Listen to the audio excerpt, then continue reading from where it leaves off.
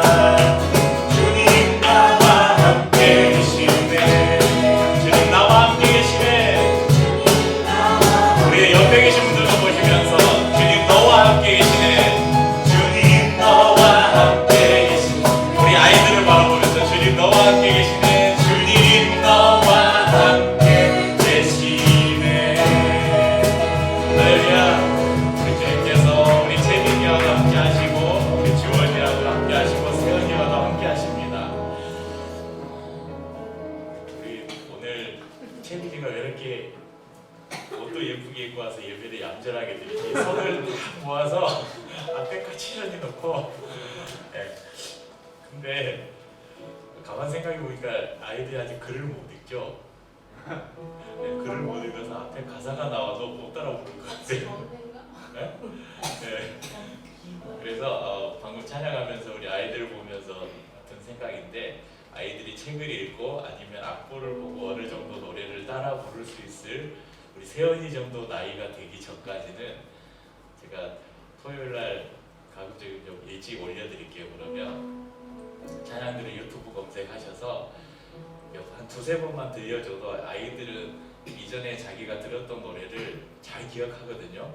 집에서 오늘 부를 찬양들을 두세 번만 이렇게 듣고 오면 아이들 예배 드릴 때 어제 들었던 노래인데?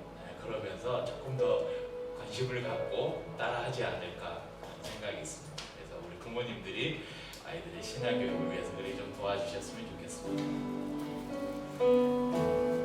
안개가 날 가리워 안개가 날 가리워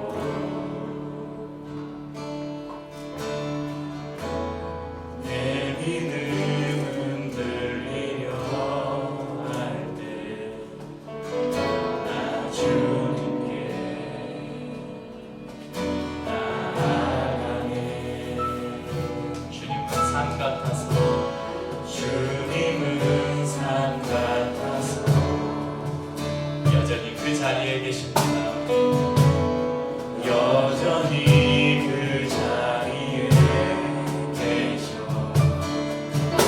눈을 들면 보이리라 날 위한 그 사랑 주는 나의 도움이시며 주에게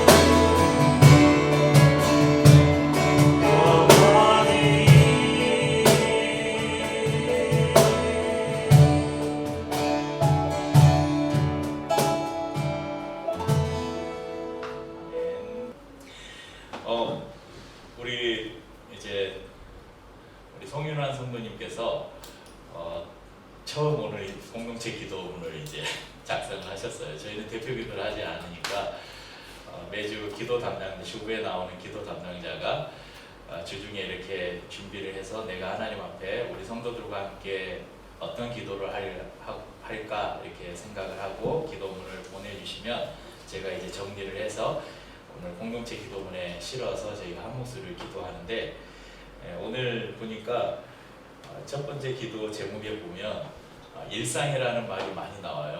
근데 이 기도 제목을 목요일날 제일 처음 보내주셨었나요? 네, 제가 설교 제목을 정하기도 전에 보내주셨던 초한을 목요일날 보내시고 두 번의 컨펌을 거쳐서 그리고 이제 제가 조금 더 손을 봐서 완성된 기도문인데, 제가 이 설교 제목을 정하기도 전에 보내주신 기도 제목인데 오늘 보면 일상이라는 단어가 이 기도문에 많이 나와요. 저도 예전에 그 교회에서 이렇게 예배 사역자로 사역할 때 막 탁 전율이 높는 그런 순간이 있었는데, 뭐냐면 이 목사님들이 이번 주에 어떤 내용으로 무슨 본문으로 어떤 설교를 한다고 미리 가르쳐주면 예배 인도자들이 거기에 맞춰서 찬양 콘티를 짜고 하면 얼마나 좋겠어요. 근데 안 가르쳐줬어요. 설교를 듣기 준비하니까 한 화요일이나 수요일 이쯤에 딱 가르쳐주시고 이번 주에 설교 본문 어디 제목 뭐다 하면 어떤 초점으로 설교를 하겠구나, 그래서 거기에 맞는 찬양을 선곡하고 콘티를 짜는데 그런 걸 안 알려주셔요. 그래서 오로지 주여 이번 주에 목사님이 어떤 설교를 하실까요? 그냥 기도하면서 짜요. 그런데 제가 의도하고 준비한 찬양의 콘티와 포인트와 목사님의 설교가 일치하는 경우가 굉장히 많았어요. 제가 사역을 하면서 그때 막 전율이면서 내가 그래도 성령이 내 안에 좀 계시나 보다 그런 경험이 있었는데, 네, 오늘 기도문을 보면서 그런 생각이 들었어요. 오늘 저희가 이번 주하고 다음 주에 일상을 주제로 해서 말씀을 나누려고 합니다. 저희 교회는 대표 기도가 없고 이렇게 이제 미리 기도 담당자가 기도문을 이렇게 실어서 저희가 한 목소리를 기도하는데, 전통적인 교회들은 대부분의 교회들은 대표 기도를 하죠, 예배 중에. 그런데 예배 시간에 대표 기도를 하는 분들이 잘못 사용하는 표현들이 몇 가지 있어요. 예를 들어보면 그 기도할 때 기도를 다 한 다음에 제일 마지막에 뭐라고 기도하냐면 지금은 처음 시간이오니 뭐 예배 마치는 시간까지 어쩌고 해주십시오. 혹시 들어보셨어요? 네, 제일 마지막 부분에 지금은 처음 시간이오니, 아니 예배가 한 11시에 이제 저희 같으면 12시에 딱 예배 시작해서 찬양팀이 딱 사가지고 한 10분 15분 찬양 열심히 하고 또 그 안에 같이 통성 기도도 하고 했어요. 그때 이제 설교 전에 기도 담당자가 올라와서 기도하는데 지금은 처음 시간이 오니, 아니 한참 전부터 예배 시작했는데 그런 기도. 그러니까 앞에 한 것은 예배가 아직 아니라는 거예요. 그러니까 예전부터 저희 한국교회 안에 아주 잘못된 용어가 표현이 하나 있으니 준비 찬양 들어보셨죠? 자, 준비 찬양하겠습니다. 그럼 찬양의 준비가 어디 있어요? 찬양은 그 자체로 예배의 시작이죠. 근데 이제 그런 용어들 때문에 앞에 찬양팀이 찬양한 시간에 예배로 안 쳤어요. 그래서 대표 기도자가 이제 올라와서 기도하고 그 다음에 설교자가 나와서 설교하는 것부터 예배가 시작된다고 생각해서 이제 지금은 처음 시간이오니, 이게 잘못된 표현입니다. 예배를 저희가 12시에 모여서 사도신경을 고백하고 하나님 앞에 나아가는 순간부터 공적인 예배가 시작된다, 공식 예배가 시작된다는 것을 기억하셨으면 좋겠고요. 또 하나, 제가 이제 성전에 대해서 오해하셨습니까? 시리즈에서 자주 말씀을 드렸는데, 성전의 개념, 또 보면 또 하나 주의 종, 오늘도 주의 종에게 은혜를 베풀어 주셔야 돼요. 여기서 기도자가 말한 주의 종이 누구예요? 목사님을 말하는 거예요. 목사님만 주의 종입니까? 우리 모두가 주님의 종이죠. 주의 종인데 종이라고 하면서 엄청 떠받들어요, 성도들은. 네, 그리고 주의 전, 여러분 주의 전, 성전이라는 표현도 구약시대의 표현이죠. 신약시대와는 맞지 않는 표현입니다. 예배하러 나오는 장소를 주의 성전이라고 하는 것은 이 교회를 건물로 연상하게 만드는 잘못된 표현입니다. 그래서 교회 건물을 짓는 걸 우리가 뭐라고 말해요? 성전 건축. 또 거기에 헌금을 하는 걸 건축, 성전 건축 뭐 이런 표현 쓰잖아요. 잘못된 그러니까 교회당, 예배당 이런 말이 더 맞는 표현입니다. 그러니까 구약의 성전의 개념이 신약에서는 이제 교회로 바뀌었죠. 그래서 뭐 이것 가지고 너무 꼬투리를 잡아서 성전이라는 말은 절대 쓰면 안 돼. 이건 아니에요. 근데 우리가 이런 용어들을 계속 사용하다 보면 교회에 대한 오해를 자꾸 우리가 무의식 중에 그렇게 인식을 하는 거야. 아, 교회는 건물이구나. 이 성전은 거룩한 곳이구나. 성전이라는 말이 거룩한 전, 뭐 제단, 집 이런 말이잖아요. 거룩한 집이구나. 예전에는 여기 올라오지도 못했어요. 제가 고3 때 처음 교회 나갔는데 그때만 해도 1991년인데 여기 강단은요 목사님들만 올라 있었어요. 그리고 청소하실 때 권사님들만 여기 닦을 수 있었어요. 그거 아세요? 이게 얼마나 잘못된 우리가 오해하고 있었던 문화인지 몰라요. 이것이 뭐 거룩한 곳입니까? 이거 평상시에 저희 6월 4일날 여기다 드럼 올려놓고 여기다 발표회 하고 할 건데 이곳은 이 장소가 거룩한 곳이 아니라 이곳에 거룩한 하나님의 백성들이 모여 있고 예배 때 이곳에서 하나님의 말씀이 선포되기 때문에 거룩해지는 거예요. 그러니까 거룩이란 말은 어떤 것이 구별되었다. 거룩이라는 건 구별의 의미거든요. 그러니까 제가 항상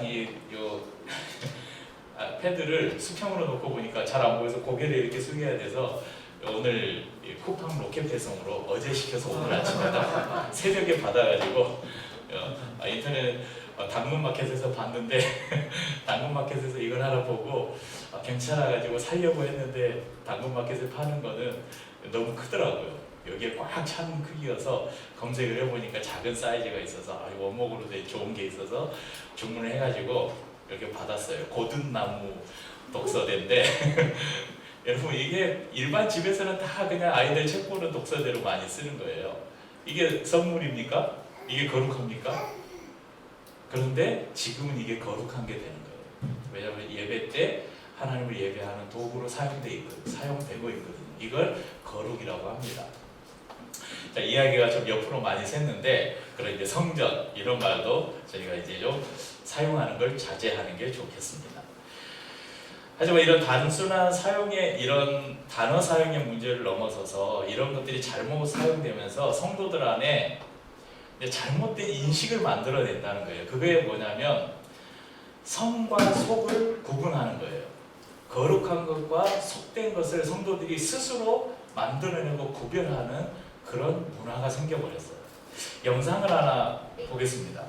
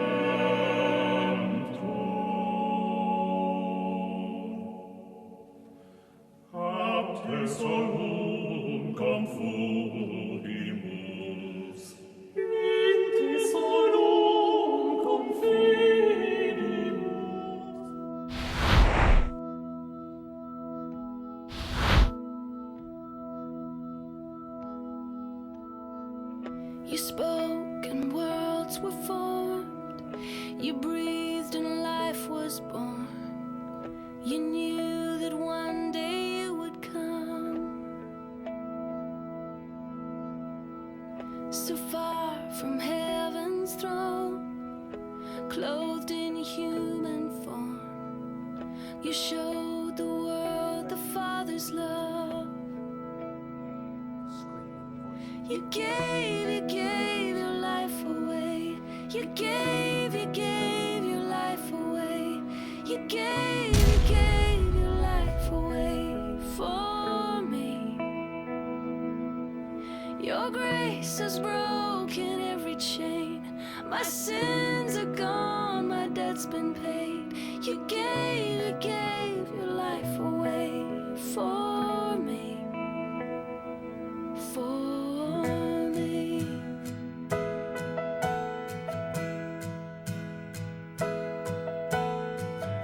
You lived a sinless life, yet you were crucified. You bought our freedom on the cross, forsaken for our sins. You died and rose again. Jesus, you are the Lamb of God. You gave your life away. You gave your life away. You gave your life away for me. Your grace has broken every chain. My sins are gone, my debt's been paid. You gave your life away for me. For me. How glorious is your love. If I could sing forever, it's not enough to say. How glorious is your love. If I could sing forever, it's not enough to say. How glorious that you gave your life away. You gave your life away. You gave your life away for me.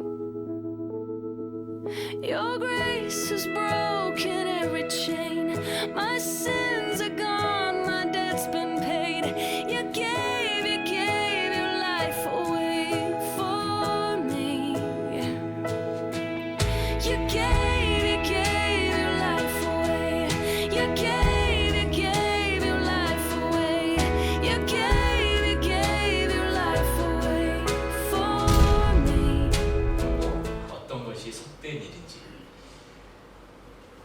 그럼 저는 목사고 여러분들은 평신도니까 제가 더 거룩하겠죠?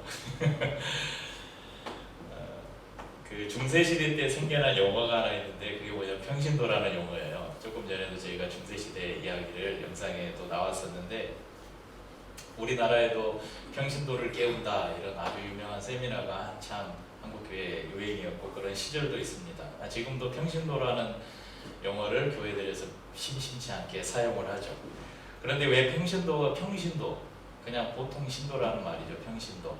이 평신도라는 말이 왜 생겼냐면 사제와 성도를 구분하기 위해서 생긴 말이에요. 중세시대 때 사제, 성직자들과 일반 성도들을 구분하기 위해서 사제와 평신도 이런 말이 생겨났습니다. 근데 그렇게 따지면 목사인 저는 거룩한 존재고 그냥 평범한 성도 여러분들은 좀 덜 거룩한 분들 이렇게 되겠죠. 근데 이것은 아주 잘못된 구분입니다. 저는 주중에는 카페 사장도 하고 또 교습소 원장도 하니까 저는 이제 성직자보다 좀 덜 거룩한 여러분과 중간 단계, 말도 안 되는 우스갯소리죠.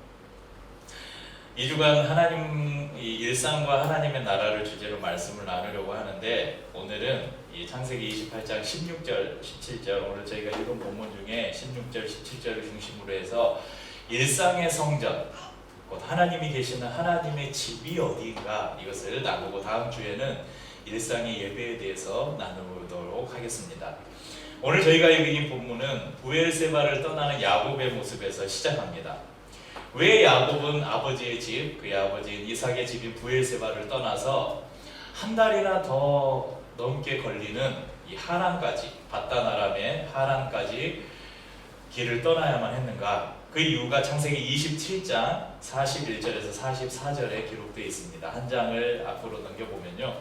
41절에 그의 아버지가 야곱에게 축복한 그 축복으로 말미암아 에서가 야곱을 미워하여 심중에 이르기를 아버지를 곡할 때가 가까웠은즉 내가 내 아우 야곱을 죽이리라 하였더니 맏아들 에서의 이 말이 리브가에게 들림에 이에 사람을 보내어 작은 아들 야곱을 불러 그에게 이르되 내 형 에서가 너를 죽여 그 한을 풀게 하니 내 아들아 내 말을 따라 일어나 하란으로 가서 내 오라버니 라반에게로 피신하여 내 형의 노가 풀리기까지 몇 날 동안 그와 함께 거주하라.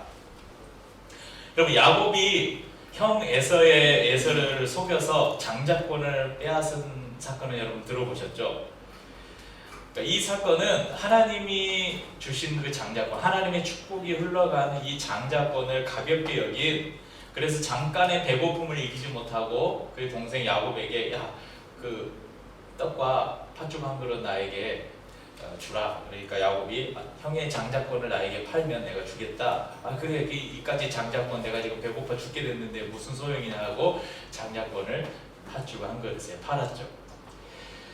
이것을 이 장자권을 가볍게 여기고 판 에서도 문제가 크지만 자신의 형에게 그 팥죽으로 장자권을 산 것도 그렇고 자신의 아버지 이삭에게 자기가 형인 에서인 것처럼 다 변장해가지고 나에게 축복해 주옵소서 해서 그 축복을 가로챈 것도, 거짓말로 축복을 가로챈 야곱도 그 죄가 가볍지 않다 할 것입니다.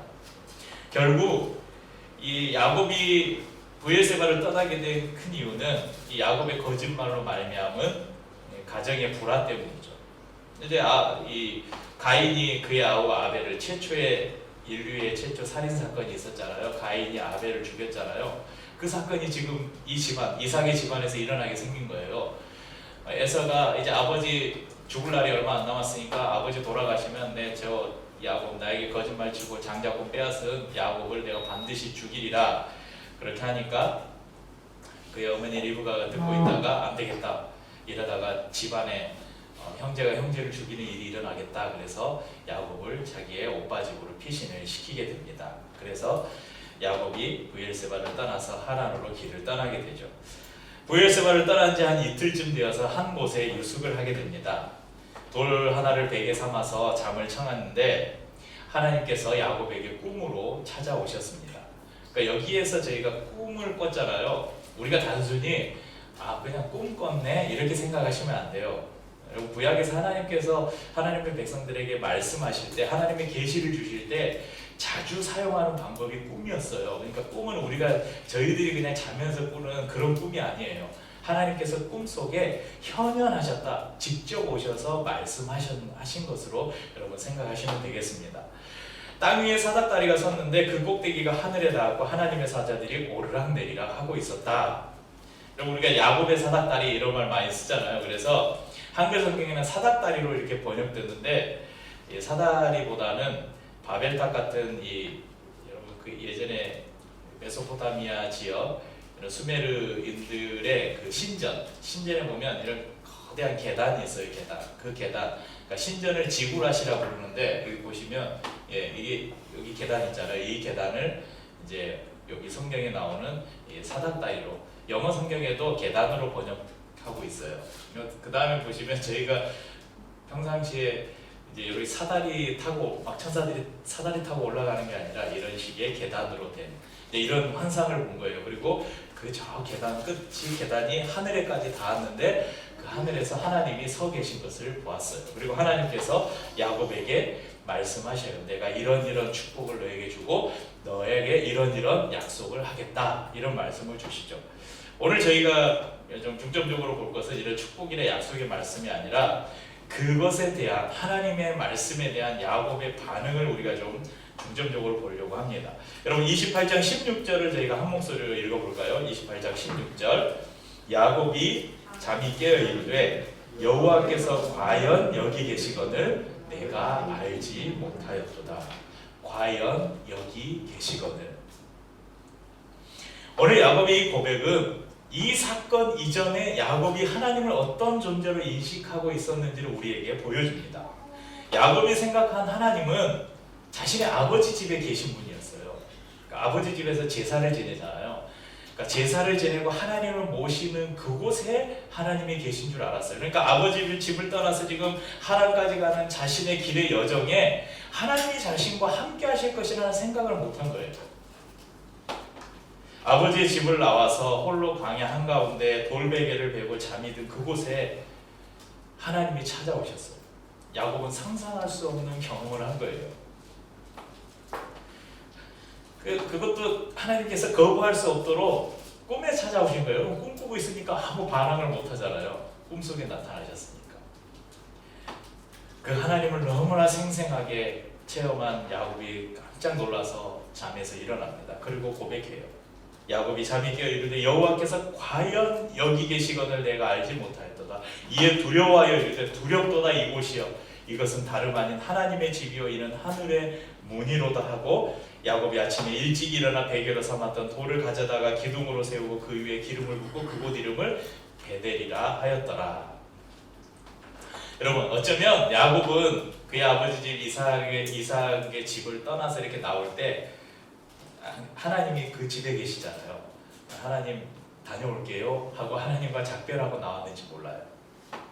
그래서 어쩌면 홀로 걸어가는 그 길이 더 두려웠을지 모릅니다. 그런데 하나님이 나타나셨어요. 그리고 이렇게 약속하십니다. 15절에 보면 내가 너와 함께 있어 내가 어디로 가든지 너를 지키고 너를 이끌어 이 땅으로 돌아오게 할지라 내가 내게 허락한 것을 다 이루기까지 너를 떠나지 아니하리라 하신지라. 하나님이 야곱을 떠나시지 않겠대요. 하나님이 야곱이 가는 그곳에 함께 하시겠대요. 하나님은 아버지의 집에만 계신 분이 아니었구나. 이것을 야곱이 깨달은 거예요.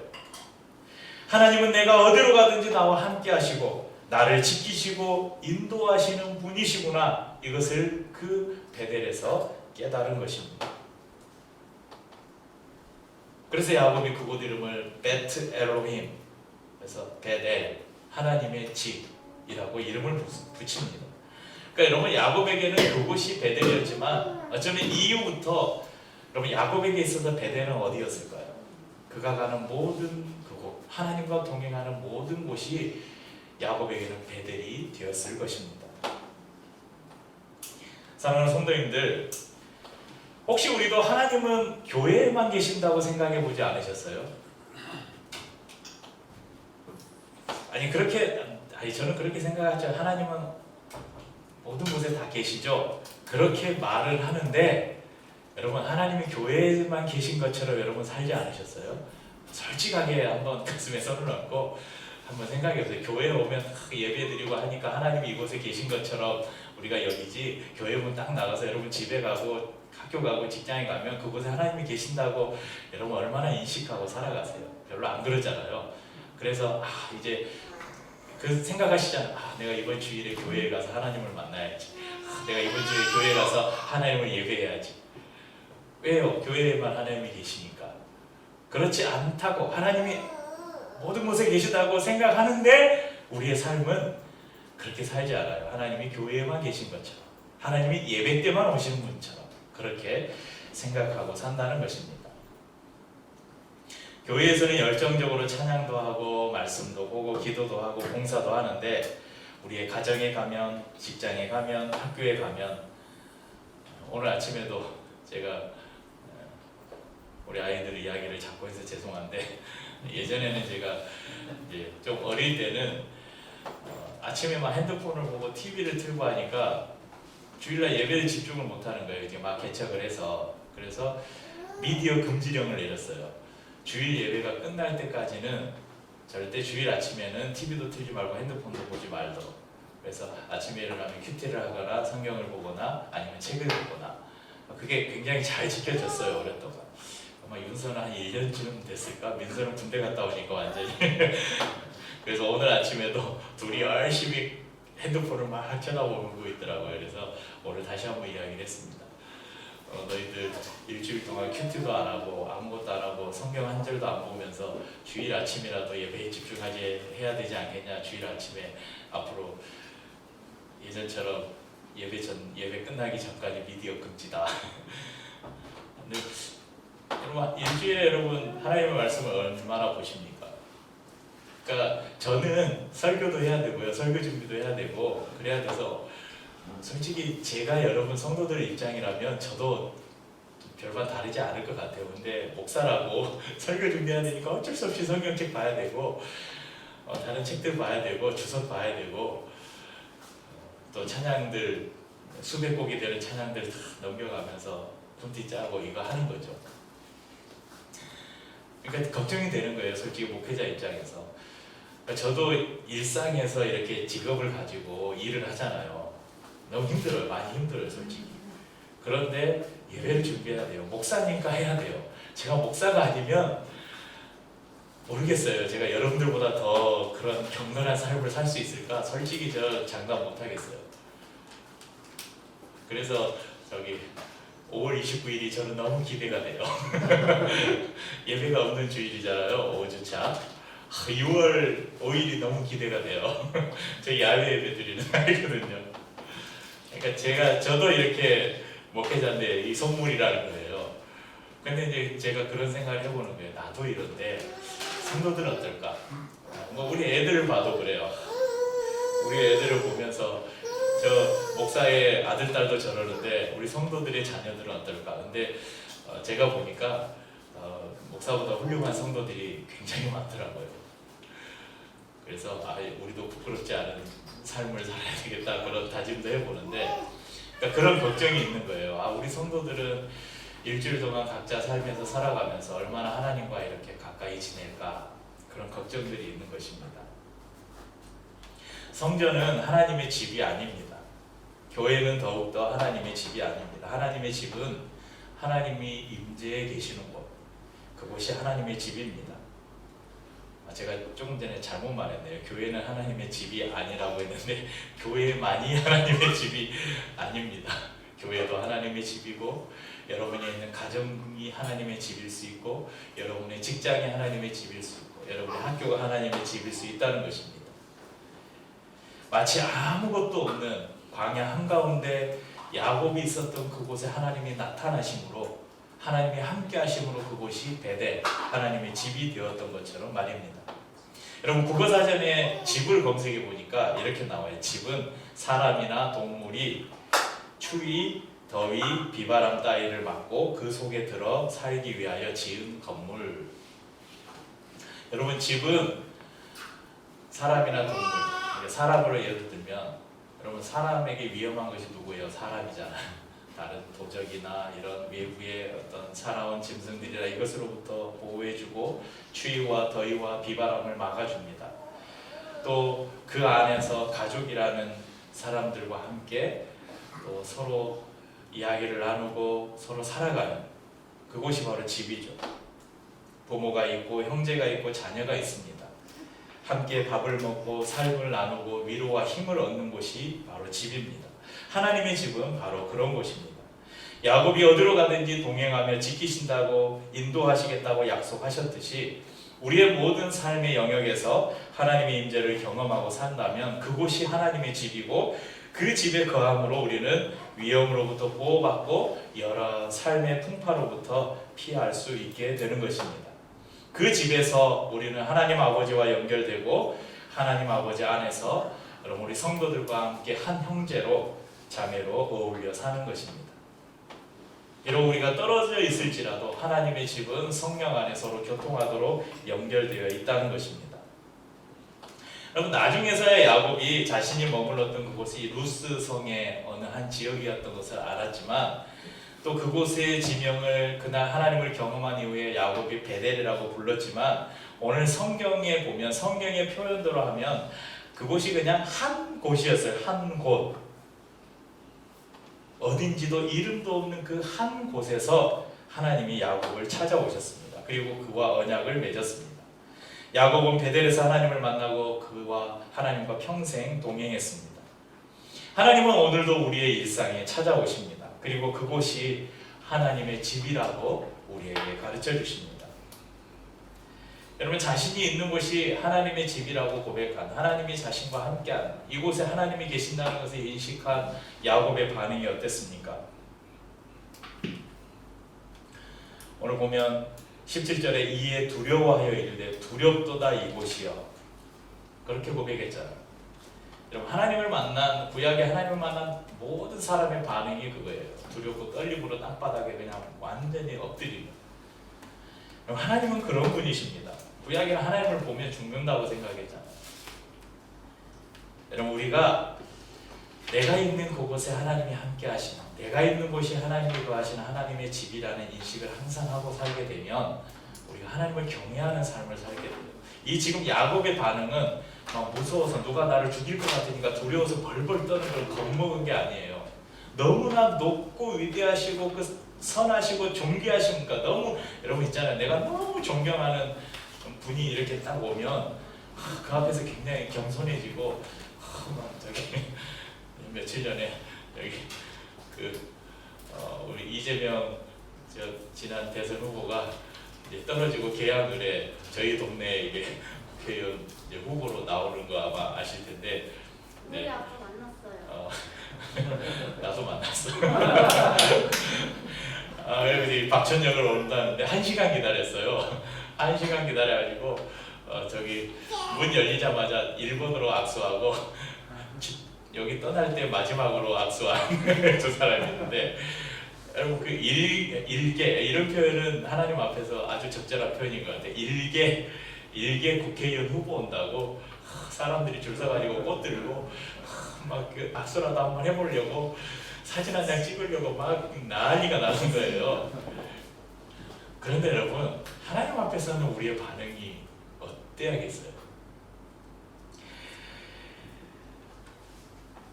두렵고 떨리는 마음, 우리의 모든 일상에 이곳이 하나님이 나와 함께 하시는 곳이라는, 하나님의 집이라는 그 생각을 우리가 하고 살게 되면 우리는 하나님 앞에서 늘 우리의 삶을 이렇게 돌아보고 점검하게 됩니다.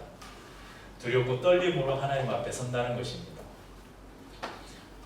하나님은 오늘도 우리를 하나님의 집으로 부르십니다. 그리고 그 집에 함께 거하기를 원하십니다. 사랑하는 성도님들이 계시는 오늘 여러분, 이곳만이 하나님의 집이 아닙니다. 교회만 하나님이 계신 곳이 아니에요. 교회만 하나님이 예배 받으시는 곳이 아닙니다. 여러분 이 교회문 나서도 하나님 계셔요. 이 교회문 나서서 여러분 가정에 가셔도 그곳에 하나님이 계시고, 여러분 직장에 가셔도 그곳에 하나님이 계셔요. 우리 학생들은 여러분 학교에 가서, 어린이집에 가서도 주원아, 채민아, 아니 괜찮아, 열매 어린이집에 하나님이 계신다니까. 여러분 이 하나님을 인식하는, 그래서 하나님이 약속하신 내가 너와 함께 하겠고 너를 지키고 너를 인도하고 너를 보호하고 너를 축복하겠다는 약속을 늘 삶에서 받아 누리시는 우리 저와 모든 성도님들 될 수 있기를 주의 이름으로 축복합니다. 함께 찬양하고 성찬을 나누도록 하겠습니다.